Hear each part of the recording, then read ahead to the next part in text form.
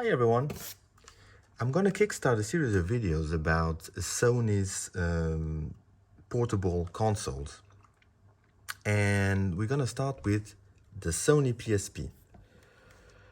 The Sony PSP launched in 2004, at the end of 2004 in Japan, and was a big success.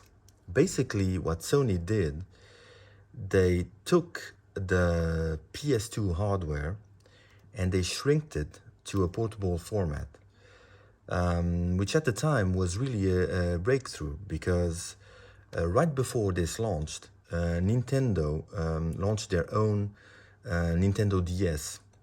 I don't know if you remember, but the Nintendo DS was a two-screen affair,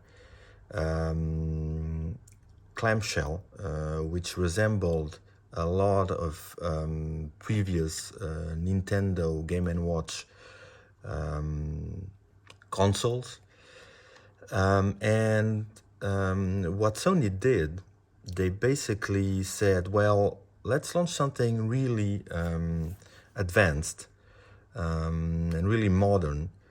And so what they did, they basically crammed everything they could on this really smallish format.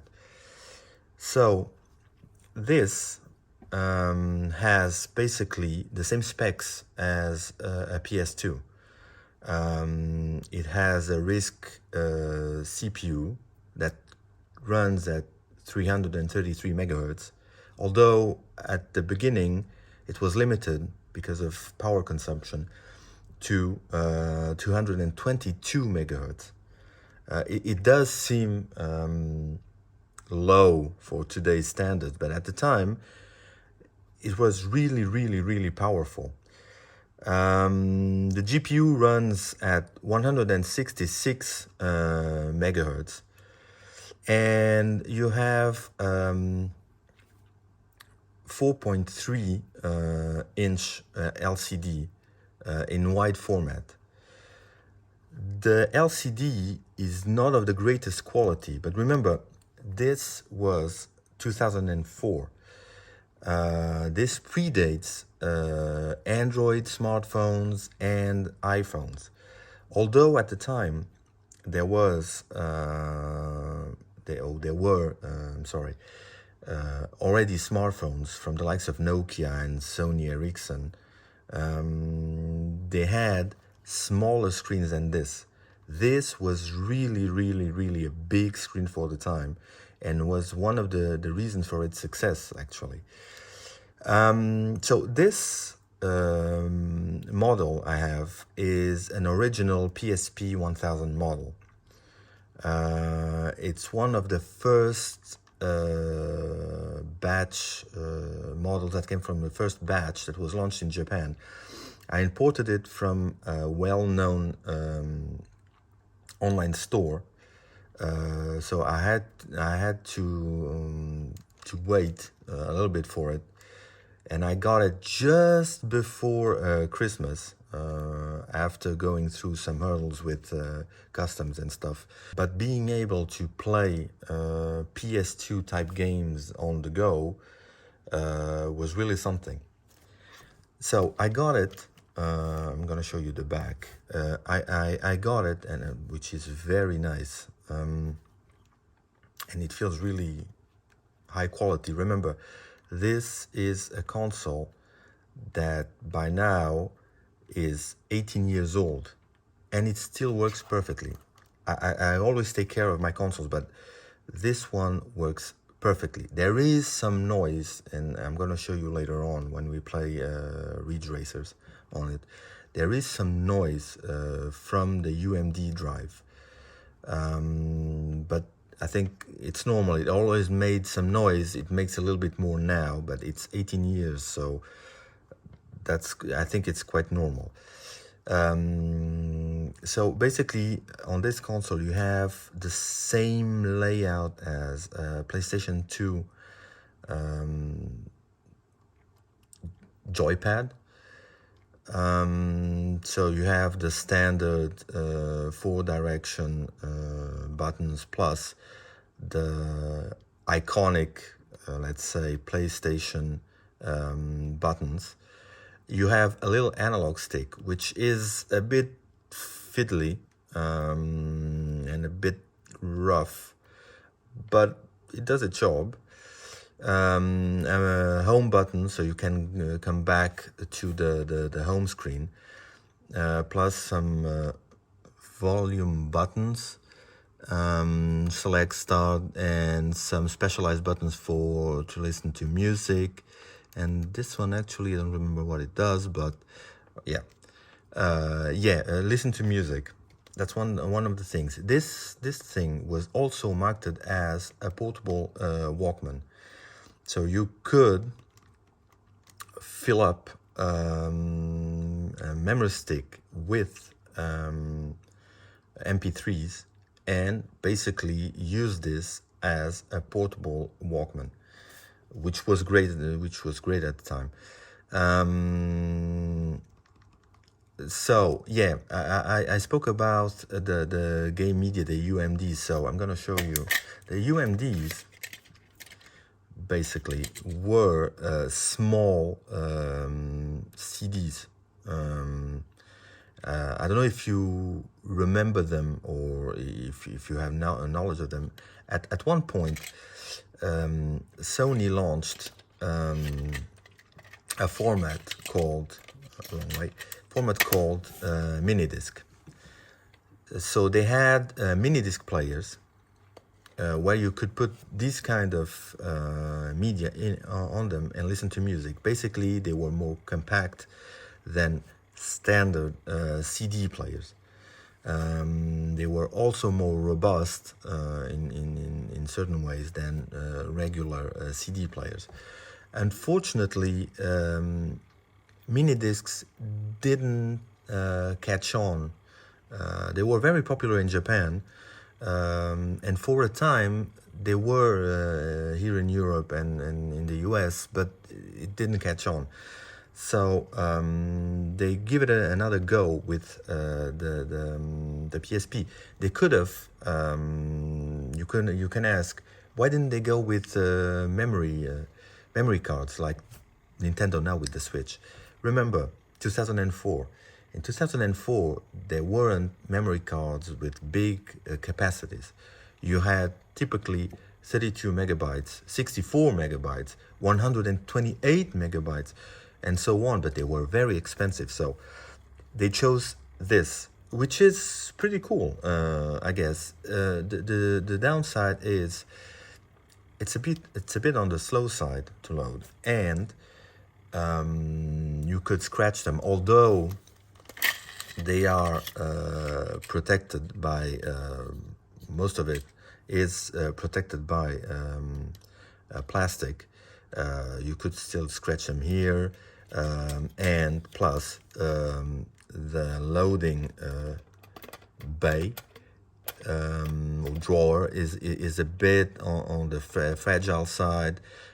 On the first PSP 1000 it's okay, but on the next revisions the plastic used is a bit more fragile, and it's plus you had a laser inside, which and a motor, and which with time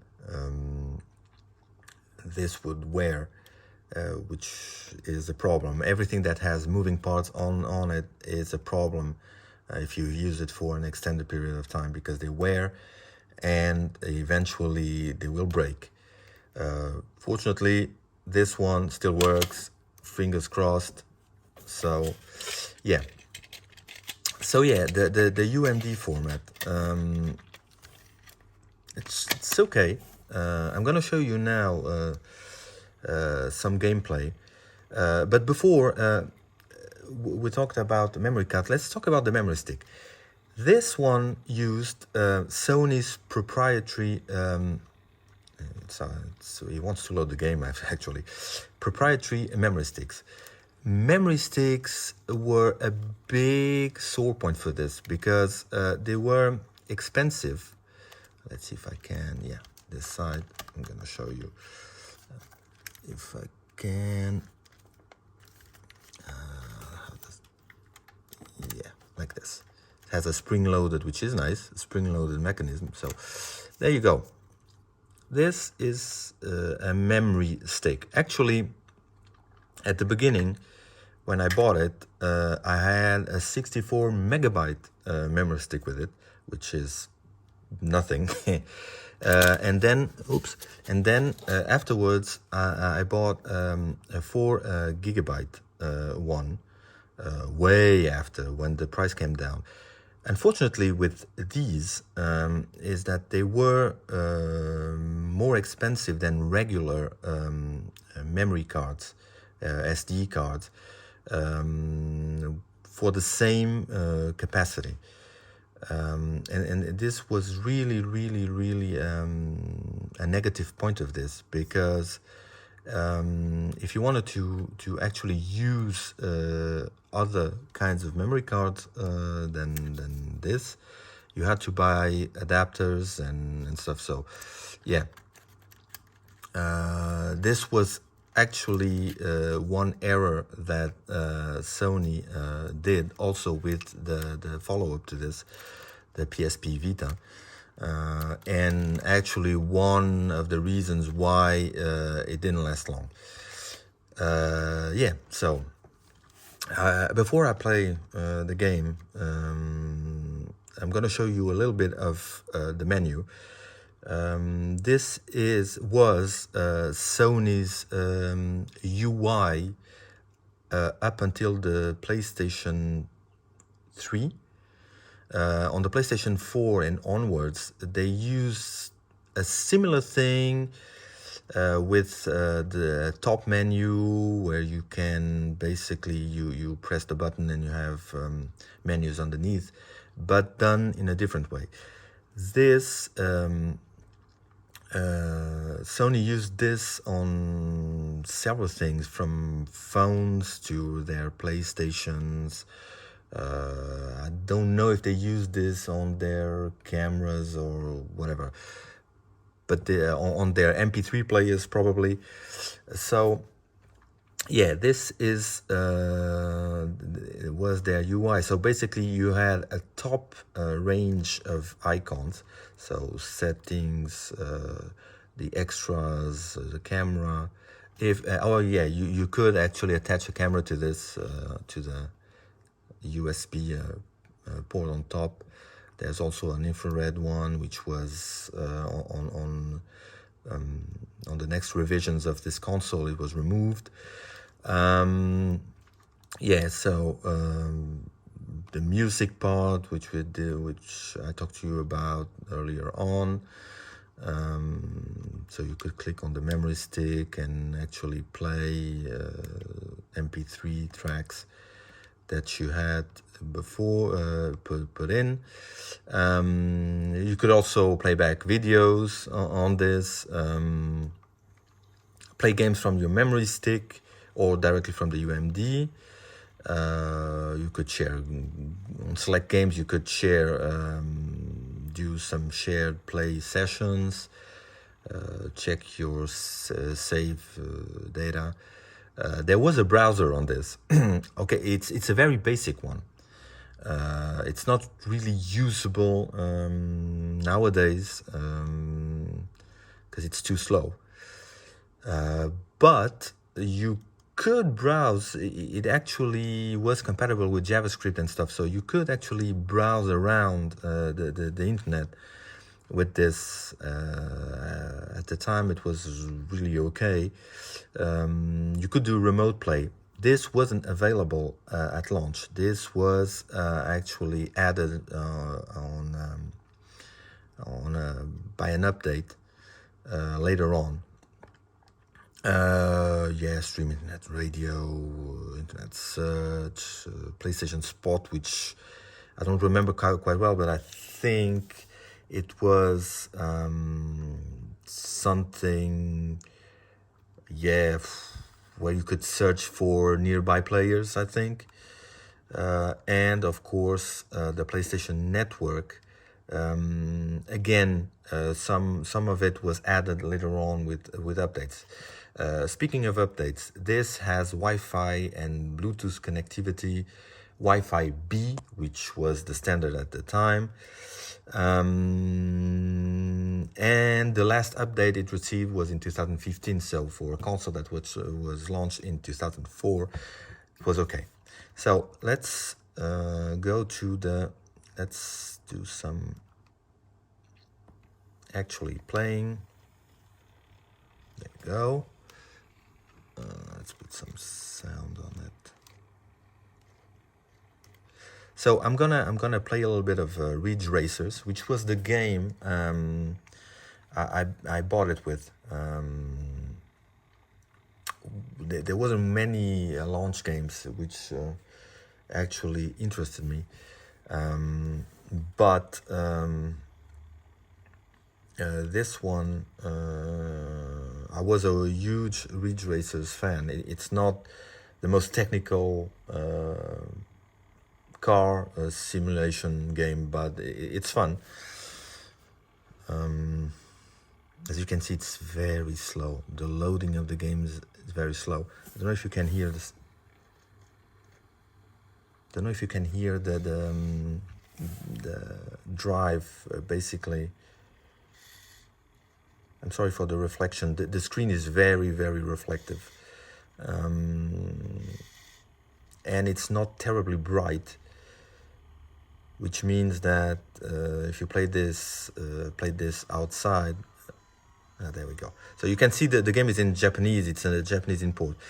On Ridge Racers, basically, while the game was loading, Namco had the great idea to put a mini game. They always did this, even on the PlayStation's Ridge Racers, to put a mini game so that you basically wait and don't get bored while waiting, because it can take a long time to load. Actually, we can hear the UMD drive working like mad on the background. One thing though with this console is that the UMD drive didn't make the system hot or anything, or terribly hot. So you didn't get burned or anything because the UMD drive was working on the background. Don't know what happened here. I think it's still loading. When it was new, it wasn't this slow. I think with age and usage,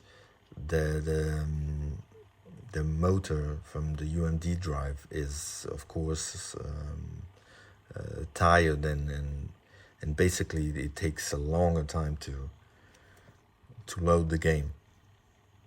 So it's still loading. I hope it didn't crash actually. Okay, game over, because I really suck at this. Rally X, if you want to know the name of this game. Yeah.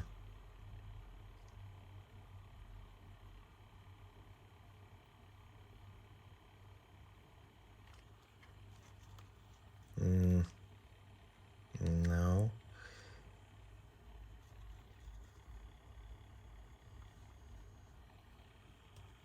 There we go. Yeah, it's quite a bit slow.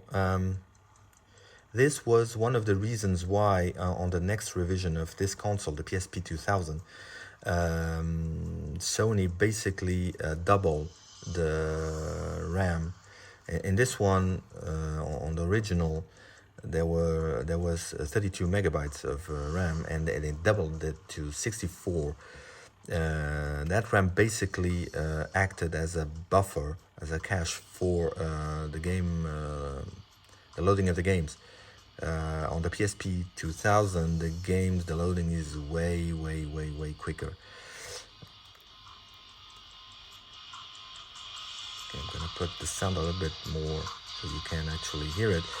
Stereo speakers on the original PSP 1000, and I think on the revisions 2000 and 3000, and then on the PSP Go and the PSP Street, I think they removed it, and it's just standard mono speaker. I don't know why they did that, probably for cost cutting. I'm gonna try to adjust probably the camera so you can see there's a lot of reflection. I'm really sorry about this. As you can see, it's still loading.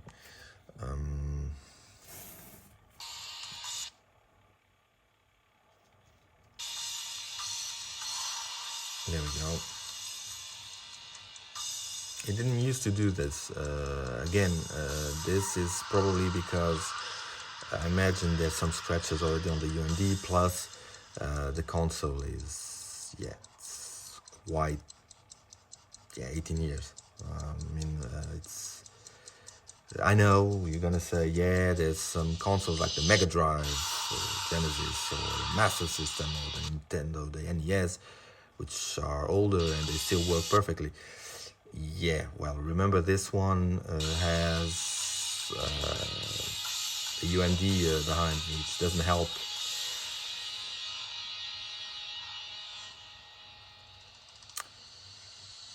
Yeah, some long introduction, really nice.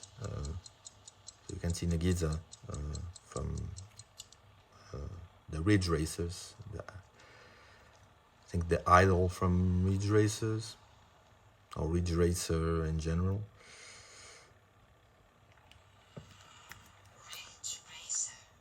Yeah, so I'm going to continue.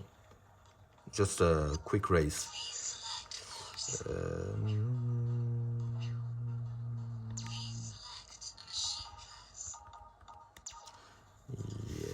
I'm gonna go.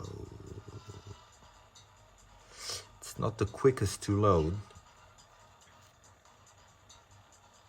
You see, they didn't even load still the car mold, which is a bit annoying. Okay, I'm gonna go blind on this. Yeah, on automatic, okay, because I suck. And yeah, I know it loaded the model. Okay, yeah, it's nice-ish. And there we go. I'm trying to hold the PSP. As you can probably notice, the screen. Okay, remember 18 years old. You can see that on the borders, the screen has lost a little bit of luminosity, which I think it's normal. But from the get-go, this screen was bright, but never excessively bright, as we can see nowadays with portable consoles or even with mobile phones. One thing also, there's a bit of ghosting on this screen, which means that when there's some quick movement, I don't know if you can see it on the video, but that's when there's some quick movements on the screen. There's a trail effect, which it's very rare to see nowadays on our mobile phones, for example, or even on our computers. But yeah, the resolution is okay for the size, but the pixel density is on the low side. You can clearly, when there's some text, you can clearly see the pixels. I really want to up the, if I can.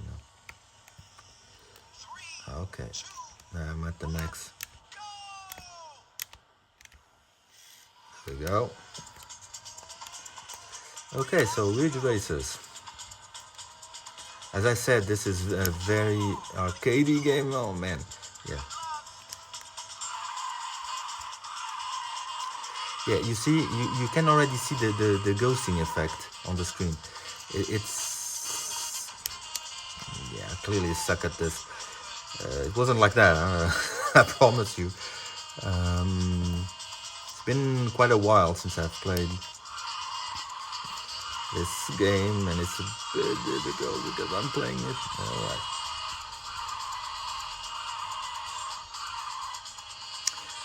So you'll notice that the sound is pretty okay. Yeah, pretty okay for a portable console. Clearly Sony wanted to make this PSP, put it a bit on the premium side, and differentiate it from the Nintendo DS by offering some high-end playing on the go.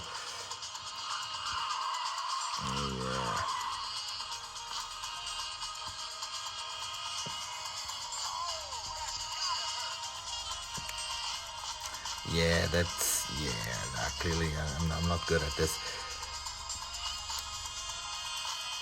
I'm not used to Ridge Racer anymore, I think. Man, I can't really do a turn without going, smashing myself on the walls. And one annoying thing about this game too is when you actually touch a wall, it's like, see, it's like the car is blocked and keeps on touching the walls, which is not how it works in real life. Don't actually try this in real life.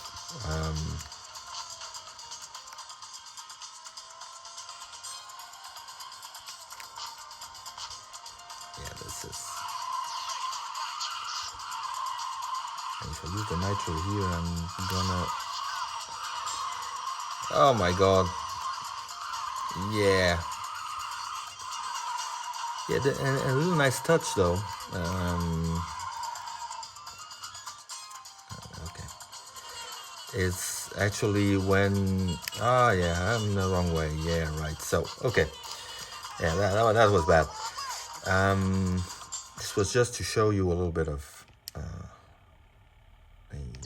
This is actually in Japanese. I remember.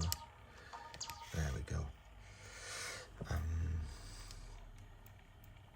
So yeah, you have basically on this console 3 levels of screen brightness, which you can see the lowest is very low, and the highest isn't very high. So yeah, we're very, very far away from what we have on on the phones nowadays. Yeah, so there you go. I'll probably do a quick play of this game further on. But for now, yeah, there you go. I have another game that I'm going to show you. I didn't have a lot of games for this console because I imported this console. At launch, I did get only Ridge Races, and then for a while it's all that I played. But I did get later on Wipeout, which probably I suck at it too, but I'm gonna try it anyway, because why not? There we go. So release. Yeah, still keep spinning after. So yeah, Wipeout Pure, which I think you might remember. The Wipeout series started on the PlayStation 1.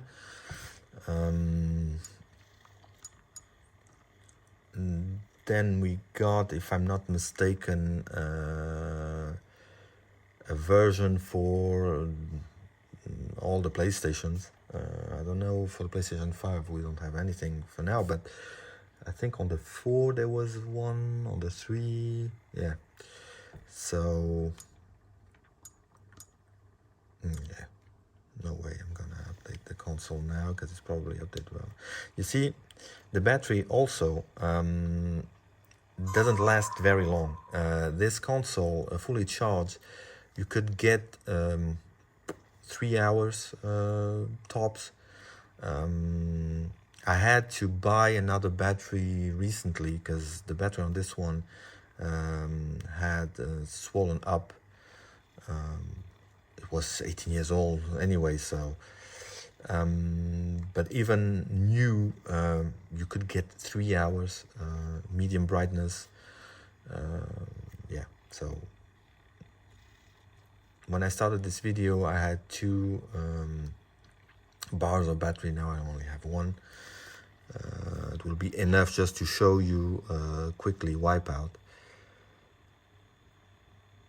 And then yeah, actually this is a personal opinion. I really like this first, although it has the next iterations actually made a lot of stuff better. I like the first one because of its build quality. The PSP 2000 was okay, but the first one, you could really see, like I said previously, that Sony wanted to give users a premium experience. The quality of the plastics is good. Compared to the Nintendo DS, is night and day. The controls are really tight. The sound is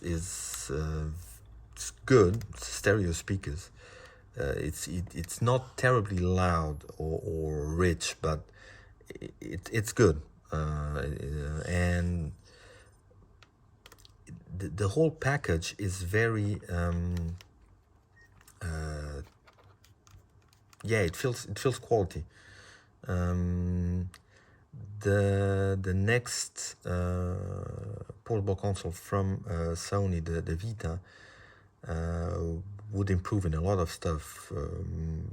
The screen most notably, but it doesn't give the same quality perception as this one. So okay, Wipeout. So Wipeout is a fun game. It's not an easy one control-wise, especially considering that the PSP only had 1 analog stick.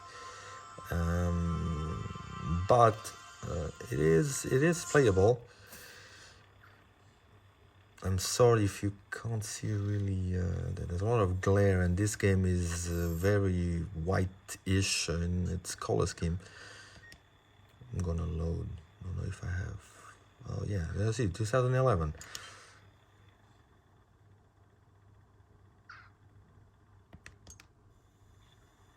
So, yeah, 11 years, huh?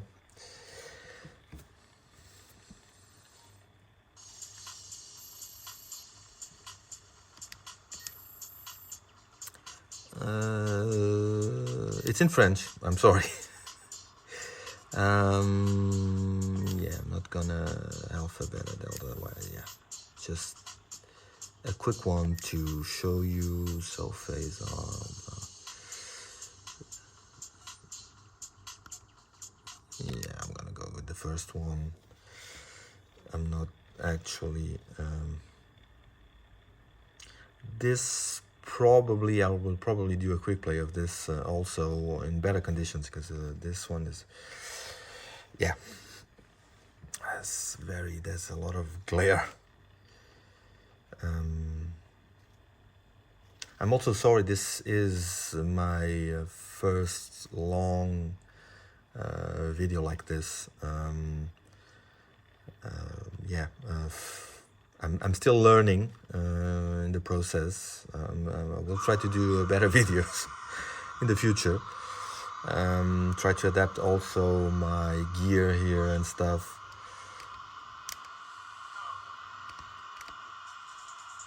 There we go.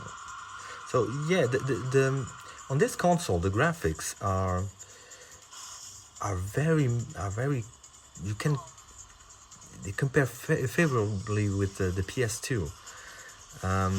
It's not, let's say, it's not quite at the level of the more advanced PS2 games at the time, but it is very, very, very close. And looking at it like this, you can't really see a lot of difference.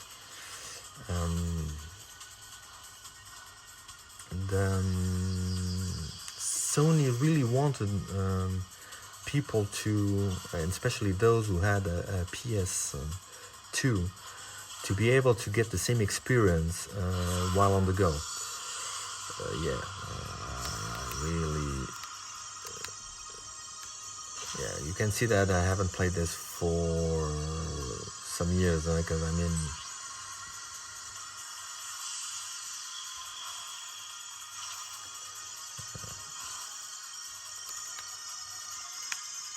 could use the analog stick is, and this was also always a sore point of this console,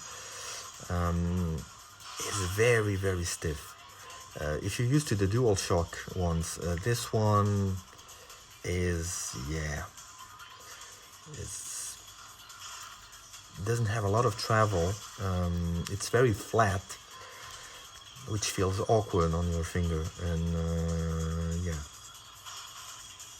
you can see that I have the tendency to move the console around while I play.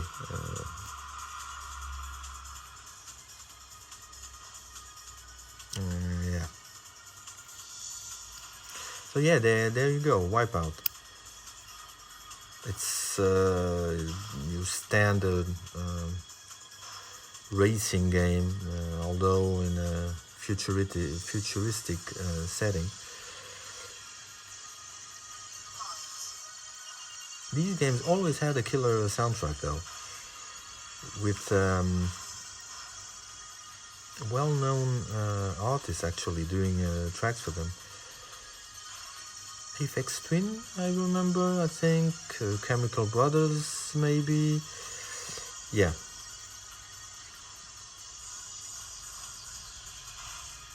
So, there we go. Yay! I was probably not last, but close to last. Pas de chance. No luck in French. Yeah, right. Okay, so there we go. Yes, I want to quit the game. There you go. So there you go. So this the quick 38 minutes of video already of the PSP. Very nice console. I don't play it as much nowadays because I have, of course, the Switch and the Vita, which I don't play a lot either. This was also nice. If you let your, like this, you could see a little demo of the game before playing the game. So there you go. That's it. I'm gonna put at the end of this video the full specs of this console. Please let me know on the comments below what you think about the PSP, if you had one, even the next versions of it. If you still play it, because I know there are some people out there that still play this, and which games you actually enjoyed more on this console. And of course, don't hesitate to give me advice. I'm really starting this kind of videos, things I can improve or things you didn't like. I'm open to suggestions. Okay, thank you very much for being there and watching this long video, and catch you next time.